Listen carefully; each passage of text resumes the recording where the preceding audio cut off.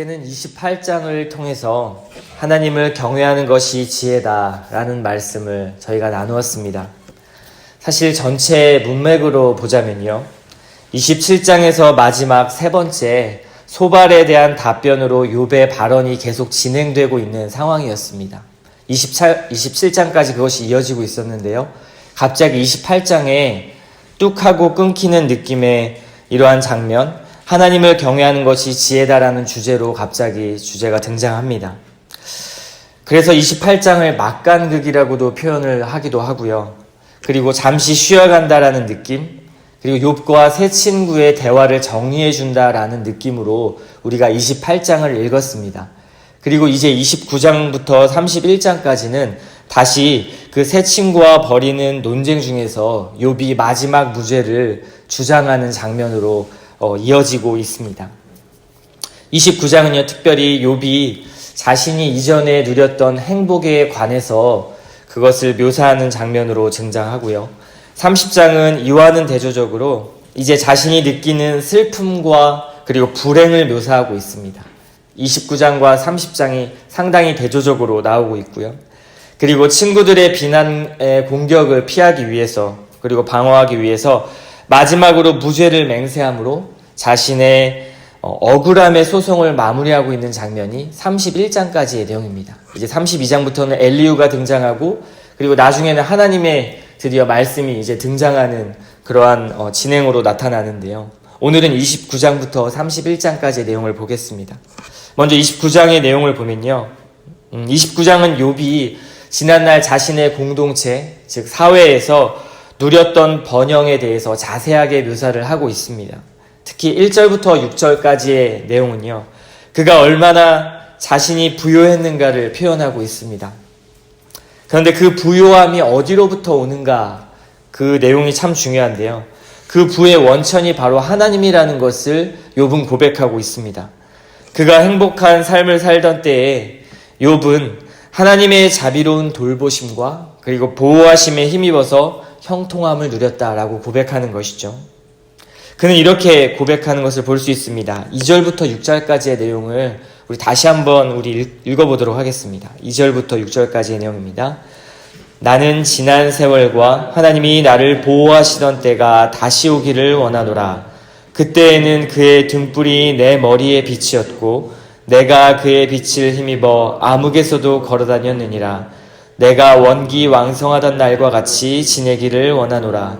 그때에는 하나님이 내 장막에 기름을 발라주셨도다. 젖으로 내 발자취를 씻으며 바위가 나를 위하여 기름 시내를 쏟아냈으며. 3절에 그의 등불과 그의 빛 가운데 암흑을 걸어 다녔다라고 표현하고 있는데요, 욥이 복을 받았을 때에도, 그 행복을 누리던 때에도 암흑이 있었다라는 것입니다. 때로 찾아오는 암흑과 같은 그러한 인생 속에서 하나님의 빛 가운데 보호하심을 누리는 것을 경험했다. 그리고 그 빛과 함께 걸었다라는 것이죠. 4절에 하나님이 내 장막에 기름을 발라주셨도다, 이런 표현도 있습니다. 이 표현을 다른 번역본을 한번 보면요, 재밌는 것은 하나님과 달콤한 교제들, 이렇게 표현을 했습니다. 그리고 히브리 원문에 가장 가까운 NASB라는 성경이 있는데요, 그 영문 번역본에서는 프렌드십이라는 단어를 썼습니다. 즉 우정이라는 단어를 썼다라는 것이죠. 하나님과의 관계가 너무나 친밀하고 달콤한 교제이고 그리고 우정과 같았다라는 것입니다. 하나님과 정말 뗄래야 뗄 수 없는 그러한 관계, 그리고 아주 친밀한 관계가 욥은 계속해서 유지되고 있었던 것입니다. 언제 그랬냐면요, 가장 하나님과 행복할 때 그랬다라는 것입니다. 전능하신 하나님이 복과 행복 가운데 있을 때에도 늘 우리 인생에 따라다니는 암흑의 순간에 하나님께서 보호하시고 그리고 달콤하고도 우정과 같은 관계 속에서 욥을 보호하셨다라는 것입니다. 늘 행복한 그 가운데서도 때로 찾아오는 우리의 암흑과 같은 인생, 그리고 그런 순간, 그런 고난 가운데 하나님이 늘 빛 가운데 비춰주시고 보호해 주셨다라는 것을 고백하는 것이죠. 그리고 6절에 보면 젖으로 내 발자취를 씻으며 라는 표현이 있습니다. 이것은 우유 또는 버터 같은 것으로 자기 발을 씻었다라는 의미인데요, 실제로 그랬다라는 것이 아니라 우유로 발을 씻을 만큼 얼마나 풍요했는가, 그가 얼마나 기름진 삶을 살았는가라는 것을 표현하는 과장법입니다. 욥의 풍요로움을 소개하면서 욥이 행복할 수 있었던 것은 무엇 때문이라고 말하는가에 대해 집중하고 있는 것이죠. 그가 가진 부요함과 그러한 풍요로움 때문에 행복했던 것이 아니라 하나님이 그와 함께 계셨기 때문에 행복했다라는 것을 전체적으로 강조하고 있는 것입니다. 모든 것이 없어도 하나님 한 분으로 만족하십니까? 하나님 때문에 행복하십니까? 하나님이 만약에 우리에게 있는 모든 것을 거두어 가신다면 그래도 하나님을 끝까지 의지하고 하나님을 믿을 수 있는 믿음이 있으십니까? 저는 이 본문을 읽으면서 그러한 마음을 많이 점검하는 시간이 되었습니다. 이제 7절부터 25절까지의 내용인데요. 욥은 당시에 많은 사람들에게 특별한 지위와 영예를 누렸습니다. 최상으로 존경받는 위치에 있었다라고 성경은 이야기하죠. 그리고 욥은 자신에게 도움을 요청하는 자에게 외면하지 않았고요. 고아와 과부를 돌보는 사람이었습니다. 사회적으로도 많은 사람들에게 인정받고 도움을 주는 사람이었다라고 성경은 표현합니다. 심지어 그들을 도울 때에 죽음에 임박한 사람을 도울 때 죽음에 임박한 사람조차도 욥을 축복된 사람이다. 욥이 정말 괜찮은 사람이다라고 고백했다고 성경은 이야기하고 있습니다. 그리고 욥은 늘 불행한 사람들의 처지를 대변하는 사람이었습니다. 욥은 복을 누리면서도 정의와 공의를 실천하는 일에 늘 힘썼던 사람이지요. 자신의 배만 떵떵거리고 잘 살았던 사람이 아니라 다른 사람을 위해서 사는 삶을 살았던 사람이 욥이었습니다. 사실 진짜 오늘날에 이러한 그리스도인들이 많아야 될 텐데요. 복을 누리면 오히려 하나님을 떠나는 일들이 많은 이 시대가 어쩌면 그 복이 우리에게 유익한가라는 생각을 할 정도로 많은 그리스도인들이 복 때문에 떠나고 있습니다. 그것이 정말 신앙이었는가라는 질문이 들게 만드는 것이지요. 욥은 이러한 행함 가운데 하나님께 장수의 복을 기대했습니다. 하나님 앞에 하나님의 말씀을 순종함으로 장수의 복을 기대했다. 굉장히 의외로운 본문인데요. 하나님께 순종하는 삶이 장수를 가능하게 한다라는 그 인과 응보의 교리를 욥도 알고 그리고 욥도 그것을 믿고 있었습니다. 우리 18절을 다 같이 한번 읽어보도록 하겠습니다. 시작. 내가 스스로 말하기를 나는 내 보금자리에서 숨을 거두며 나의 날은 모래알같이 많으리라 하였느니라. 신명기 5장 3절에서는 이렇게 말씀하고 있는데요. 너희 하나님 여호와께서 너희에게 명령하신 그 모든 도를 행하라. 그리하면 너희가 살 것이요 복이 너희에게 있을 것이며 너희가 차지한 땅에서 너희의 날이 길리라. 신명기 말씀에도 하나님의 말씀에 잘 순종하면 하나님께서 이 땅에 살아가는 생명의 날수를 길게 하신다고 표현하고 있습니다. 욥은 하나님께 순종함으로 이러한 은혜를 기대하고 있었던 것이죠. 그만큼 하나님 앞에 순종하고 있다라는 그러한 마음을 표현하고 있습니다. 후에 욥이 31장에서 넘어가면요. 자신의 무죄를 주장할 때 욥에 가지고 있었던 이러한 기대가 그가 무죄라는 것을 증명하는 것에 대한 더 지지를 한다는 것을 확인할 수가 있습니다. 왜 그럴까요? 철저하게 인과 응보의 교리를 가지고 있던 욥이 자신의 무죄를 주장하면서 이렇게 말할 수 있다는 것은 매우 두려운 일입니다. 왜냐하면 그가 죄를 만약에 지었다라면 인과 응보의 교리에 따라서 하나님의 저주를 내릴 것을 알고 있었기 때문이죠. 그런데 자신은 무죄라고 주장하면서 이렇게 자신의 날수가 길 것이다 라는 것을 표현하고 있다는 것은 후에 31장에 보면 욥이 무죄를 주장할 때 그 내용을 더 지지해주는 내용으로 뒷받침할 수가 있는 것을 확인할 수 있습니다. 우리 이따가 31장에서 이 내용을 다시 한번 자세히 살펴보겠습니다. 그리고 이어지는 30장에서는요. 욥은 과거에 받았던 그런 높은 존경심과 달리 사회적으로 버림받은 자로 묘사되고 있습니다. 29장과는 완전히 대조적인 이야기들이 진행되고 있는데요. 욥에 대한 사람들의 적대적인 행동들과 그리고 하나님께서 욥에게 행하시는 그런 적대적인 행동들에 대해서 욥은 자세하게 묘사하고 있습니다. 그러니까 29장과 30장은요, 사회적인 관계 속에서 나타나는 욥의 상태가 이렇게 대조적으로 표현되고 있는 것입니다. 욥은 철저하게 자신의 비참함을 여러 가지 사례를 들면서 이야기하고 있는데요. 근데 11절을 보면 욥이 그 원인을 깨닫게 됩니다. 11절의 내용입니다. 이는 하나님이 내 활시위를 늘어지게 하시고 나를 곤고하게 하심으로. 이 내용을 메시지 성경은 적나라하게 이렇게 표현하고 있는데요. 뭐라고 표현하냐면요. 하나님이 나를 망하게 하시고 그대로 내팽개치시니. 이렇게 적나라하게 표현했습니다. 그 원인이 뭐냐면 사람들의 적대적 행동과 자신을 괴롭게 하는 그 원인이 무엇이냐면 하나님께서 그렇게 만드시고 하나님께서 그렇게 두셨다라는 것입니다. 고통의 원인도 그리고 아까 우리가 29장에서 보았던 기쁨의 원인도 모두 하나님에게 있다라는 것입니다. 16절부터 23절까지의 내용을 보면요. 욥이 하나님에게 버림받은 것과 같은 이 느낌을 강하게 받고 있다는 것을 더 확인할 수가 있습니다. 복도 저주도 모두 하나님의 손에 달려있음을 고백하는 것이 욥은 그리고 또한 이러한 고백을 하면서 철저하게 알고 있다는 것입니다. 복과 저주의 원인이 하나님이라는 것을요. 그래서 욥은 복을 내리시는 하나님도 경험했지만 철저히 자신의 간구에도 침묵하시는 그런 고통의 하나님도 경험하고 있는 것입니다. 그리고 가장 큰 고통, 침묵하시는 하나님의 태도가 자신을 가장 괴롭게 한다라는 것을 피력하고 있는 것입니다. 이것은 하나님을 원망한다라기보다 모든 원인은 하나님 앞에 있다라는 것을 고백하는 것이지요. 우리의 인생에도 감당하기 힘든 어려움들이 있습니다. 우리 욥기서를 통해서 계속 고통에 관련된 주제를 묵상하고 있는데요. 이때 느끼는 감정이 바로 우리의 느낌일 것입니다. 그런데 여기서 한번 질문을 할 필요가 있습니다. 나의 고난 가운데 나를 정말 견딜 수 없게 하는 것이 내 앞에 놓여진 고난 때문인가?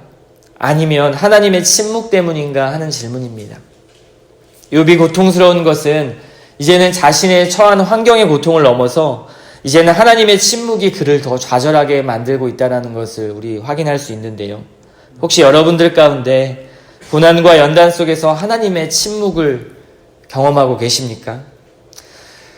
사실 누구도 자신의 처한 마음을 다 헤아려 줄 수 있는 사람은 없습니다. 그래서 함부로 다른 사람이 이야기할 수 없는 것이죠. 그러나 한 가지 확실한 것은 성경은 이렇게 말하고 있다는 것입니다. 하나님이 침묵때에도 하나님은 우리를 바라보고 계시고 그리고 언젠가 말씀하신다라는 것입니다. 하나님의 뜻과 때에 따라 하나님은 움직이신다라는 것이죠. 그러므로 우리는 늘 하나님을 주목해야 한다라는 결론을 낼 수가 있습니다. 모든 축복의 원인도 그리고 모든 고통의 원인도 하나님이 주관하신다라는 것을 신뢰하는 것이죠. 이제 마지막 욥의 무죄를 맹세하는 31장이 등장합니다. 이제 욥의 마지막 혼신을 다한 고백이 이어지고 있는 것이죠. 욥은 자신의 무죄에 대해서 사활을 걸고 맹세하고 있습니다. 이거 어떻게 이해해야 할까요?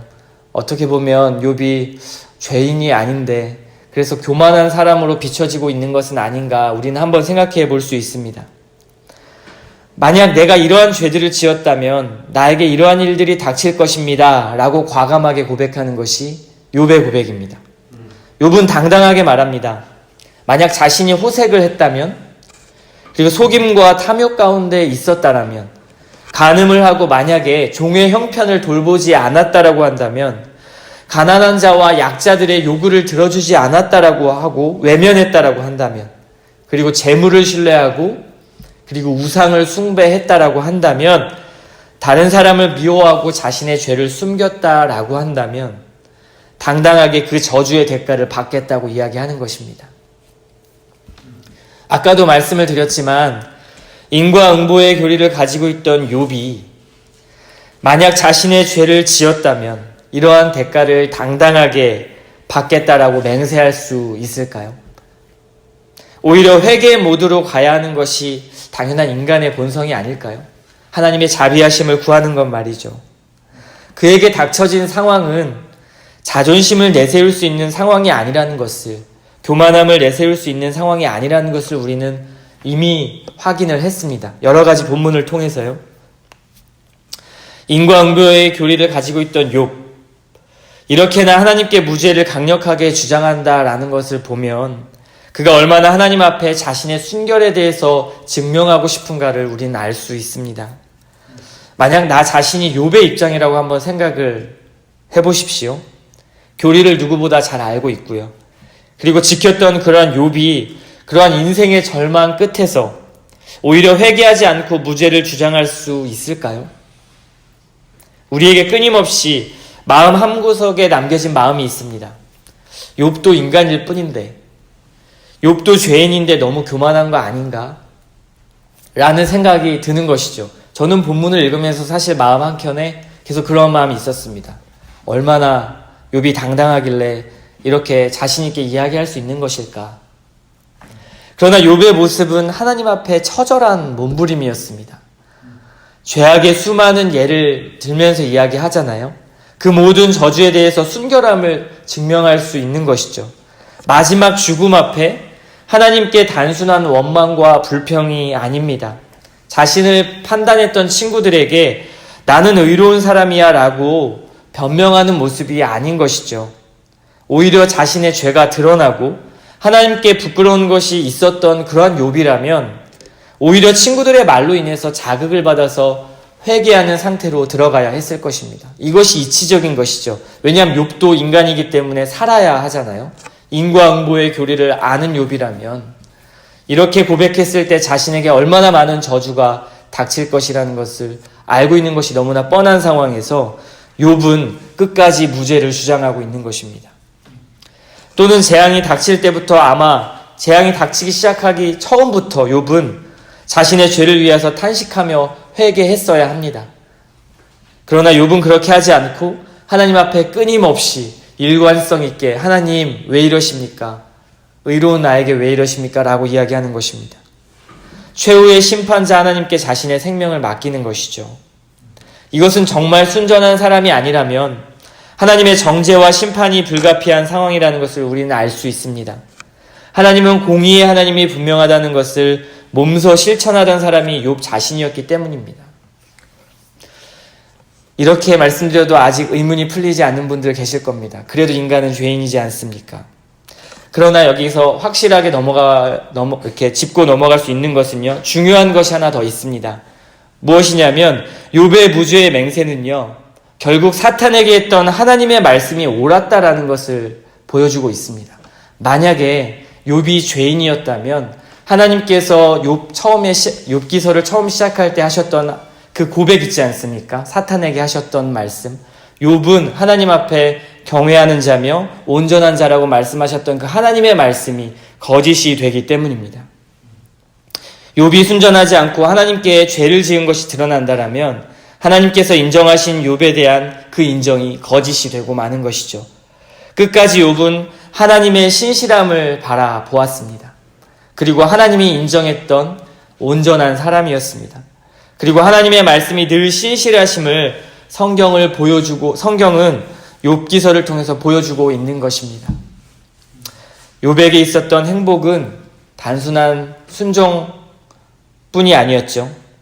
하나님을 경외했으며 그와 함께 교제했던 자가 욥이었습니다. 그것을 통해 행복을 누렸던 것이죠. 욥의 자신의 무죄를 주장하며 내세운 목록들을 한번 찬찬히 묵상해 보십시오. 그는 하나님이 원하시는 일들을 쭉 순종했습니다. 복을 위해서가 아니라 하나님과 함께 교제했기 때문이라고 성경은 말하지요. 모든 원인은 하나님께 있습니다. 하나님이 우리를 만드셨으니까요. 그리고 우리를 사랑하고 계시니까요. 때론 고통이 우리에게 더 유익의 길이 될 때가 있습니다. 그러나 이것을 새 친구처럼 우리가 다른 사람에게 이야기할 수 있는 부분이 아닙니다. 너 고통받는 거 더 유익 때문에 그런 거야 라고 말할 수 없는 것이죠.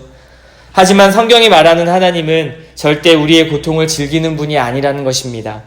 그분의 뜻대로 우리를 사랑하시고 그리고 자녀 삼아주신 그 마음이 지속적으로 성경 전체를 통해서 나타나고 있다는 것을 우리는 믿어야 하고요. 그 신실하신 하나님을 끝까지 바라보며 의지하며 나아가야 합니다.